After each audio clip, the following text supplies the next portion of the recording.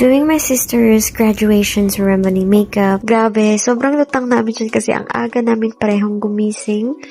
8 AM yung start ng program nila, kaya dapat maaga talaga. Anyway, congrats to my little sister. Finally, graduate ka na. Medyo na-push back din kasi yung pag-graduate niya due to some issues. Pero ang importante ngayon, graduate na siya. Congrats din sa lahat ng graduate this school year at sa mga pamilya niyong todo support sa inyo. So, ayun na nga, kinapos na kami sa oras nito, kaya wala akong video ng final look niya na nasa makeup chair ko pa siya. I kept her face makeup subtle.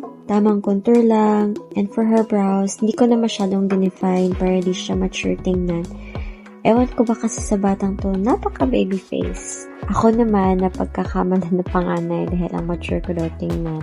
Mas mature pa kaysa sa mga kuya na. I remember nung bata pa kami, sobrang opposite talaga kami ng sister ko. Kahit ngayon din naman, siya sobrang pawisin at initin. Ako naman, sobrang lamigin. Tapos yung electric fan, gusto niya lagi naka-on. Ako gusto ko lagi naka-off kasi malamig din ako. Kaya yung sister ko, laging gumigising na pawis na pawis. Medyo malaying agwat naming dalawa, kaya nung baby siya, ako yung nag-aalaga sa kanya. Sinasama ko pa nga yan sa school dati kasi walang magbabantay sa kanya nung nag-work yung parents namin. Nakaka-proud lang na ngayon, graduate na siya. Anyway, this is the final look.